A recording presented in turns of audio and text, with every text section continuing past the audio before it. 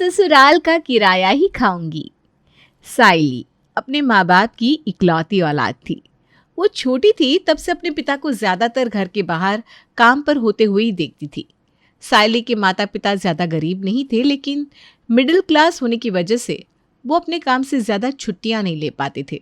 साइली छोटी थी तब से उसे लगता था कि उसके पापा माँ और वो अच्छा खासा क्वालिटी टाइम स्पेंड करे, लेकिन पापा को कभी वक्त ही नहीं मिला और उसका सपना कभी पूरा ही नहीं हुआ।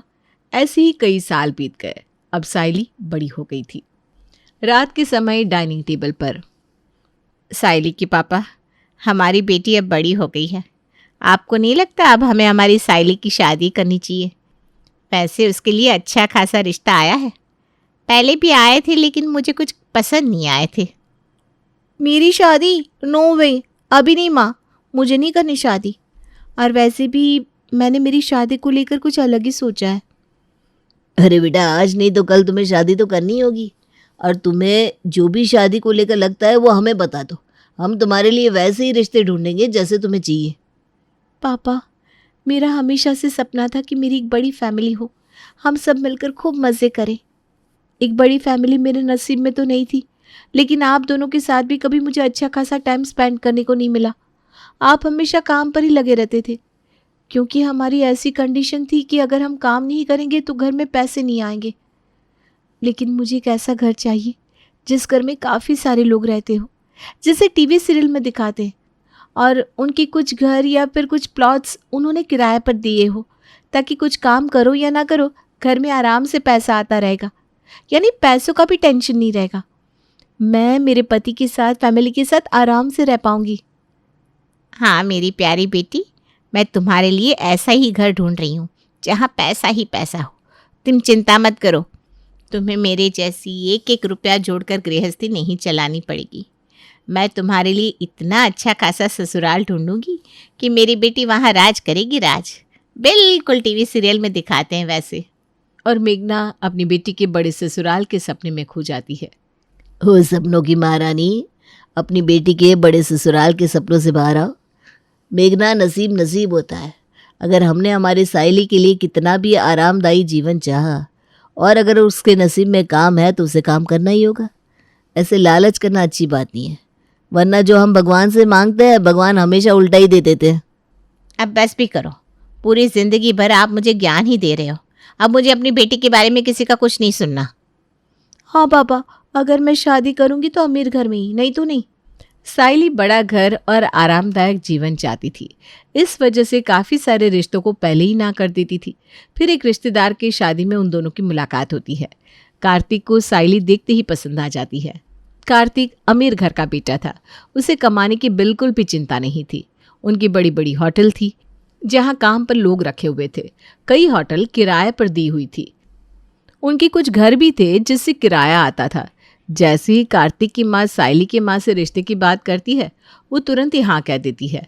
थोड़े ही दिनों में कार्तिक और साइली की शादी बड़े धूमधाम से होती है। बड़ा घर, महंगे कपड़े, महंगे गहने, ये सब तामझाम साइली पहली बार देख रही थी।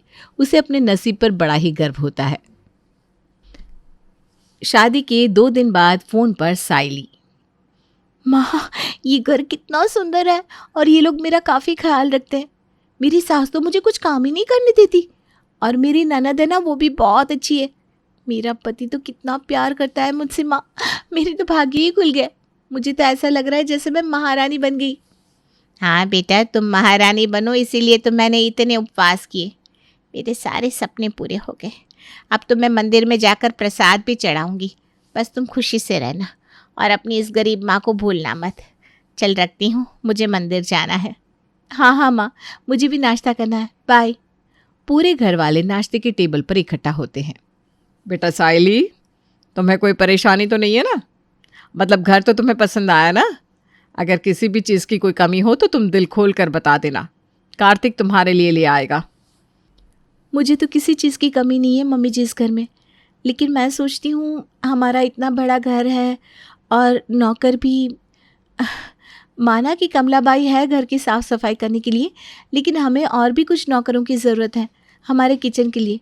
कितना काम होता है ना किचन का भी। और मम्मी जी, आप अकेले ही काम करती हो, आपको परेशानी होती होगी ना? हाँ बेटा, घर बड़ा है, काम भी काफ़ी है, लेकिन मुझे पसंद नहीं है कि घर के लोगों के अलावा हमारे किचन में कोई और आए। जब से मेरी शादी हुई तब से मैं अकेले ही किचन संभाल रही हूँ। अब तुम आ गई हो, माना कि नहीं हो, लेकिन फिर भी तुम्हारे आने से मेरा आधा काम तो कम हो जाएगा और आगे धीरे धीरे सारा किचन मैं तुम्हें सौंप दूँगी। वैसे भी ये सब कुछ तुम्हारा ही तो है, मेरी भी अब उम्र हो गई है, मुझसे ज़्यादा काम नहीं होता।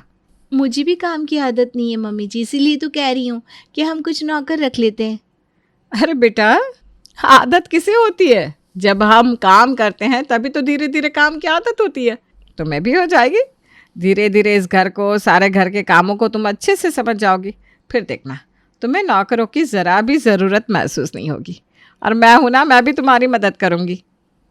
क्या यार, अभी अभी तो ऐशो आराम की ज़िंदगी जीने के बारे में सोच रही थी, लेकिन इस बुढ़िया ने तो आते ही काम थमा दिया। क्या हुआ बहू, कुछ कहा क्या? नहीं नहीं मम्मी जी, कुछ भी तो नहीं। ऐसे ही कई दिन बीत जाते हैं। साइली की शादी को अब काफ़ी दिन हो गए थे। धीरे धीरे साइली अब घर के सभी काम करने लगी थी। पति और ससुर दिन भर घर में ही रहते थे। वो दिन भर घर में रहते थे, इस वजह से घर में दिन भर कुछ न कुछ खाने के लिए बनाना पड़ता था और काफ़ी बर्तन भी होते थे। और तो और कार्तिक को किसी मिलना हो तो उसे घर पे ही बुला लेता था। इस वजह से घर में काफ़ी काम रहता था। ऊपर से उसकी ननद भी अपनी बेटी को लेकर हर 2 दिन बाद मायके चली आती थी। साइली नई थी, इस वजह से उसकी सास अब तक उसे हर काम में मदद करती थी, लेकिन अब धीरे धीरे वो भी बस पूरे वक्त टीवी देखती रहती थी या फिर अपनी बेटी से बात करती थी। घर का पूरा काम करते करते साइली का हाल बेहाल हो जाता है। घर वालों की वजह से साइली काफ़ी परेशान हो जाती है। सुनो ना, मुझे मूवी देखने जाना है, चलो ना, मेरा बड़ा मन कर रहा है। नहीं यार साइली, मुझसे वो थिएटर की भीड़ बर्दाश्त नहीं होती। उससे अच्छा है कि हम लैपटॉप पर ही कोई अच्छी मूवी देख लेते हैं। आपसे तो कुछ कहना ही बेकार है। मैंने सोचा था अच्छा खासा पैसे वाला पति मिला है, उसके साथ अच्छी अच्छी पिक्चर देखने जाऊंगी, ढेर सारी शॉपिंग करूंगी, डिनर डेट करूंगी, लेकिन ये डरपोक तो भीड़ से भी डरता है। फूटी किस्मत मेरी। क्या पुटपुटा रही हो साइली? कुछ नहीं, चलो देखते ना कोई अच्छी मूवी। तुम सर्च करो, तब तक मैं कुछ अच्छा ऑर्डर करती हूँ। अरे ऑर्डर क्या करना, अभी काफ़ी रात हो गई है। उससे अच्छा तुम अपने हाथों से अच्छी मैगी बना लो अपने लिए। अभी? हाँ अभी। वैसे भी अभी मुझे ना मैगी ही खानी है, तो प्लीज़ बना लो ना, मेरा बड़ा मन है। ठीक है। किचन में आकर साइली खुद से कहती है, गलती हो गई मुझसे, जो मूवी देखने की जिद कर ली। बाहर जाना तो हुआ नहीं, ऊपर से दिन भर काम करने के बाद अब मैगी बनानी पड़ रही है। न जाने कैसा पति मिला है, खुद तो दिन भर सोफे पर पलंग पर बैठकर आराम से गेम खेलता रहता है। बाहर नहीं तो घर में से मैंने आराम से मूवी देखने के बारे में क्या सोच लिया, इसने फिर से काम थमा दिया। इसे क्या है, ये तो कल सुबह आराम से सोता रहेगा पलंग पर, मुझे जल्दी उठना होता है। हे भगवान, गलती हो गई, आपसे इतना बड़ा परिवार मांग लिया, कितने काम होते हैं। क्या हुआ भाभी, अपने आप से क्यों बड़बड़ा रही हो? और अभी तक आप सोई नहीं?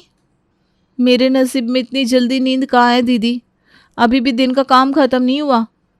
क्या भाभी, आप बिना मजाक करती रहती हो। अरे नहीं नहीं, मजाक नहीं कर रही हूँ। आपके भाई को मैगी खानी है, वही बना रही हूँ। वैसे आप क्यों नहीं सोई अभी तक? कुछ चाहिए था क्या? सही ने आज ठीक से खाना नहीं खाया ना, तो उसी के लिए कुछ खाने के लिए लेने आई थी। लेकिन अब आप मैगी बना ही रही हो तो उसके लिए भी बनाना, और थोड़ा मेरे लिए भी। और प्लीज़ मेरे रूम में ला कर देना, वो सही अकेली है ना, डर जाएगी बेचारी। हाँ दीदी, ना होता है, नहीं तो ये आलसी। नेहा के जाने के बाद रमेश वहाँ पर आता है। ओह 11 बज गए हैं और अब तक तुम जाग रही हो? वो इनके लिए और सई के लिए मैगी बना रही हूँ, ये हो जाए तो सो जाऊंगी। ठीक है बहू। वो बहू, गॉड प्लीज़, अब और काम नहीं बस। मुझे ना नींद नहीं आ रही है और तुम्हारी माँ जी जब कर रही है तो मेरे लिए गरम मसाला दूध बना दोगी? रमेश जाकर सोफे पर बैठ जाता है। दिख रहा है इस बुट्टे को रात के 11 बज गए, लेकिन फिर भी सब मुझे काम पे काम फरमा रहे हैं। रात को आराम से नींद आने के लिए दिन भर अच्छे से काम करना होता है, नहीं तो ये आलसी कहीं के दिन भर सोते ही रहते, या तो फिर खाते रहते। दिन में तो मुझे टाइम ही नहीं मिलता आराम करने के लिए। इनके लिए 15 बार चाय बनाओ, 4 बार तो ये लोग नाश्ता ही करते हैं, 2 टाइम का खाना। इतना खाने के बाद भी ये मुझे रात में भी सुकून से जीने नहीं देती। किसी को मैगी खानी है, किसी को गर्म दूध पीना है, और माँ जी उनका तो टाइम ही खराब है। ये कोई टाइम है जब करने का? लगता है मेरी पूरी ज़िंदगी इसी तरह दिन भर इनकी मांगे पूरी करने में चली जाएगी। अब कहाँ की मूवी और कहाँ का आराम। जल्दी कुछ सोच साइली, वरना वो दिन दूर नहीं जो तुझ में और नौकरानी में कोई फ़र्क नहीं बचेगा। ऐसे ही कई दिन बीतते हैं।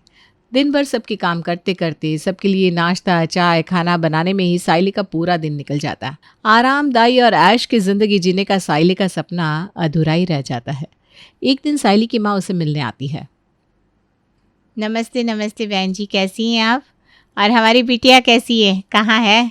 आइए आइए बहन जी, मैं तो बढ़िया हूँ और आपकी बेटी भी मज़े में है, किचन में है अभी फ़िलहाल तो। साइली बेटा ज़रा आना, तुम्हारी माँ आई है। माँ कब आई? पापा कैसे हैं? वो क्यों नहीं आए? आप माँ बेटी बात करो, तब तक मैं आती हूँ। अरे सांस तो लेने दे, ठीक हूँ मैं। और तुम्हारे पापा तो हमेशा की तरह अपने काम पर, उन्हें कहाँ टाइम होता है। लेकिन तुम क्यों इतनी खराब हो गई हो? खाती पीती भी हो कि नहीं? तुम्हारे घर में तो किसी चीज़ की कमी नहीं है खाने पीने के लिए। खाने पीने के लिए तो सब कुछ है माँ, लेकिन टाइम मिले तो खाऊं ना। ये लोग कितना परेशान करते हैं। इनका और बाहर की दुनिया का जैसे कोई संबंध ही नहीं है।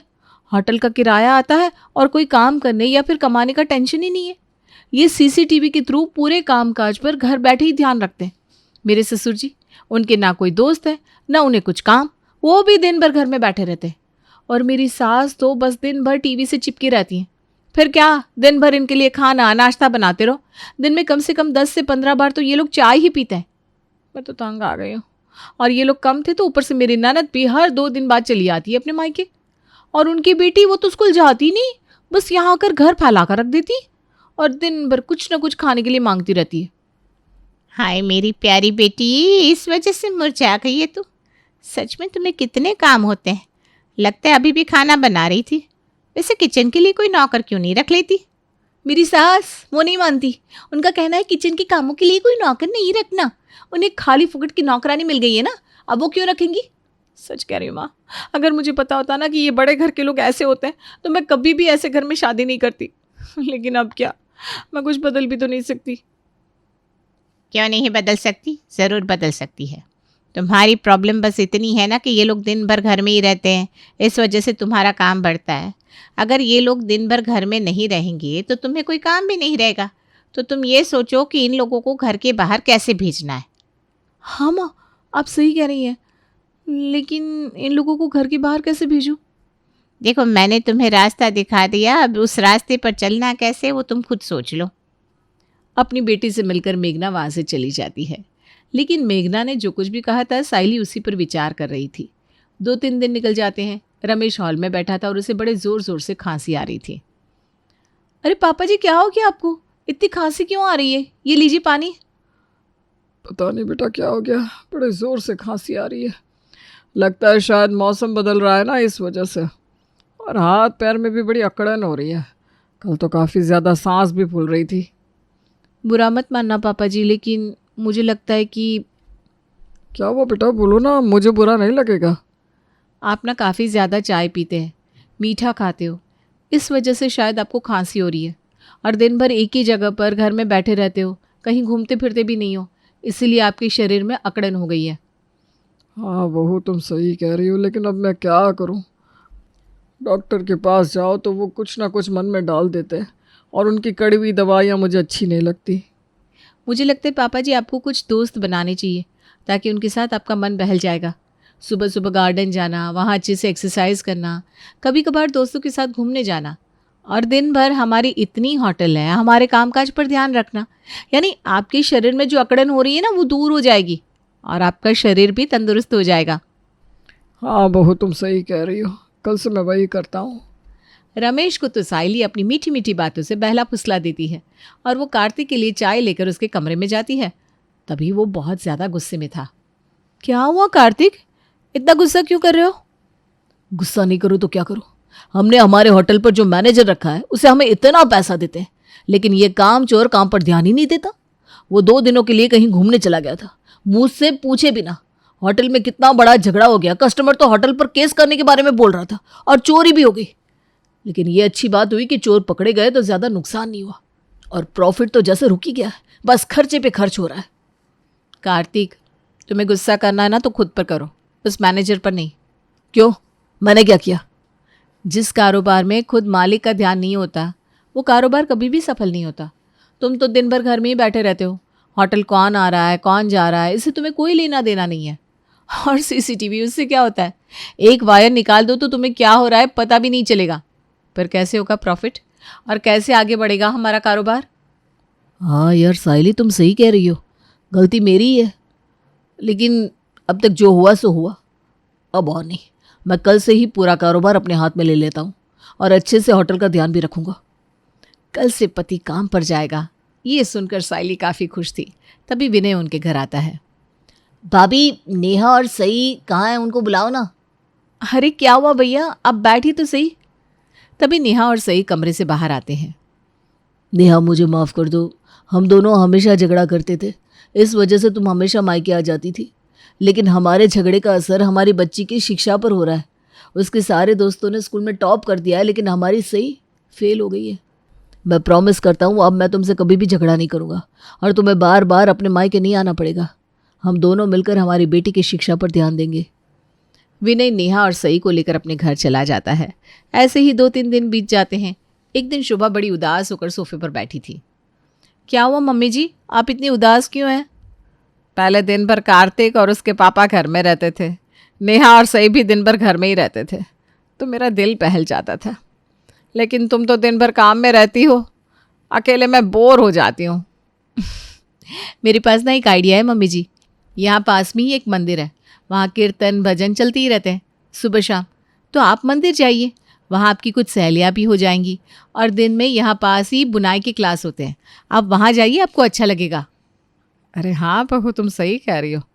तुम ना आज ही मेरा एडमिशन करा देना उस क्लास में। मैं आज शाम को ही मंदिर चली जाऊँगी और कमला बाई को बोल दूँगी वो दिन भर यहीं तुम्हारे साथ रहेगी और घर के कामों में भी तुम्हारा हाथ बटाएगी।